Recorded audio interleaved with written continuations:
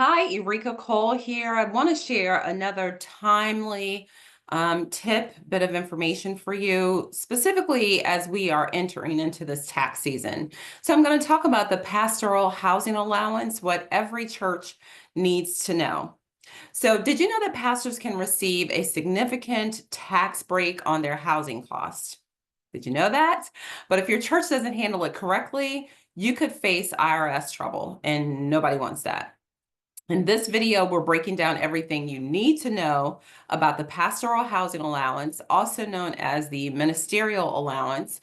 We're going to talk about everything from who qualifies to how to structure it legally. Stay tuned to protect your pastor and your church. Again, my name is Erika Cole. I'm known as the church attorney, and I believe in sharing my heart and the information that I've gained over 25 years of experience as a practicing attorney who has focused on representing churches, denominations, faith-based organizations for my entire career. One of the big things that is particularly important is that we as churches take advantage of the tax benefits as they are. We know that we are in an era where there's lots of change every day. There are lots of shifts, and some of these benefits that exist today, there's no way of knowing that they're going to exist tomorrow. So I want to specifically talk about the Pastoral Housing Allowance. So first of all, what is it? The Pastoral Housing Allowance, as I mentioned, also known as the Minister's Housing Allowance, it's a tax-exempt portion of the minister's compensation that covers housing. So it's authorized specifically under IRS Code Section 107.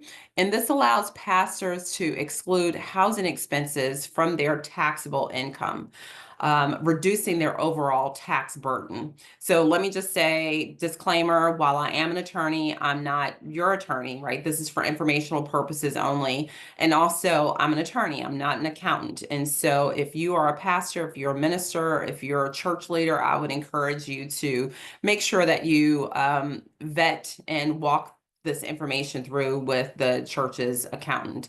And if you're a pastor, you want to make sure you speak with your accountant. Okay, so it's authorized under IRS Code Section 107, but there are strict guidelines churches have to follow to keep compliant.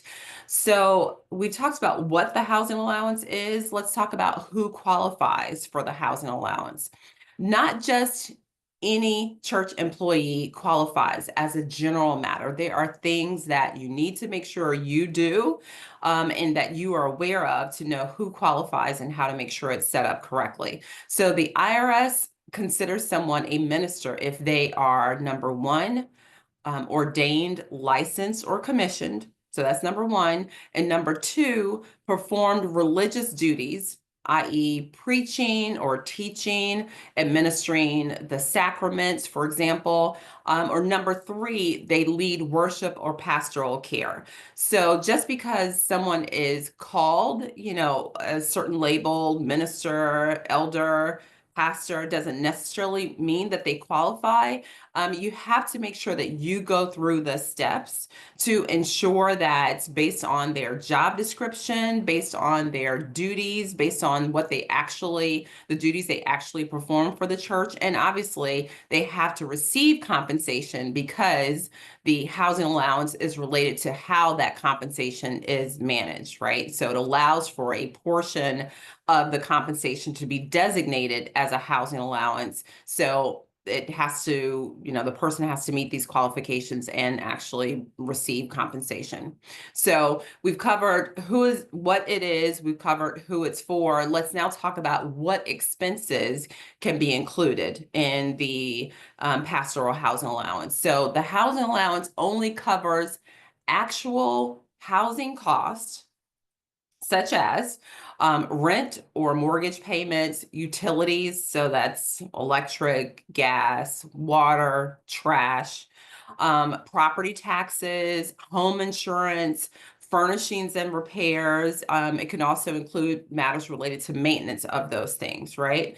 But here's the catch. Pastors can only exclude the lesser of the actual housing expenses or the amounts designated by the church, or the fair rental value of the home. So again, the actual housing expenses, or the fair rental value of the home, including utilities and furnishings, that is the sum that can be designated by the church, right? You can't take a sum greater than what's designated, and the amount that's designated needs to reflect the actual housing expenses or the fair rental value of the home.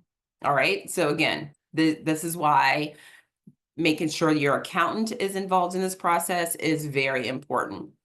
All right, next, so I want to talk about how churches should approve and what's the process if your church wants to provide a housing allowance for your senior leader or for the ministers at your church.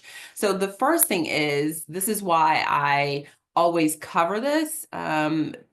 The time stamp of how you handle this is very important, because here's what the IRS says: the housing allowance must be approved by your governing board, right? So some churches call that governing board the board of elders. For some churches, it's the board of directors. For some churches, it's the board of trustees, right? But whatever that governing board is, it has to be approved in writing by that governing board before, in advance of its payment, right? So before a penny gets allocated for the housing allowance, it has to be approved by the governing board in writing in advance, right? Retroactive allowances are not allowed.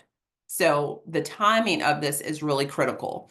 Also, the designated amount should be recorded in your official church minutes. And I know, because I've worked with thousands of churches and in many denominations over, the past 2+ decades. I know that sometimes recording meeting minutes and how we have board resolutions and all those things can be tricky, which is why in Faithful Foundations membership, I provide you with a sample of those documents, because you just want to make sure that you take care of your record keeping component when it comes to this and other matters. So the designated amount should be recorded in official church minutes. And then the third part, so the first part, approved by the board before it's paid. Secondly, recording this in official church minutes, and I would want to say also an official board resolution. And then thirdly, pastors, if you are the recipient of this huge benefits, then you want to make sure that you're keeping records of your housing expenses in case of any kind of IRS audit. So one of the common mistakes, unfortunately, is that if the church fails to document the allowance properly, then it really can be harmful for the pastor, and possibly he or she could lose that tax benefit and have a hefty tax bill, and nobody wants that. As I kind of wrap this up, I want to also mention how the housing allowance is really something that we want to make sure you examine your church right now. Is this a benefit that you're providing? Is it a benefit that you're wanting to provide? Are you able to check the box on each of these areas? Because the Pastoral Housing Allowance is a powerful tool that benefits ministers, but only if your church handles it the right way.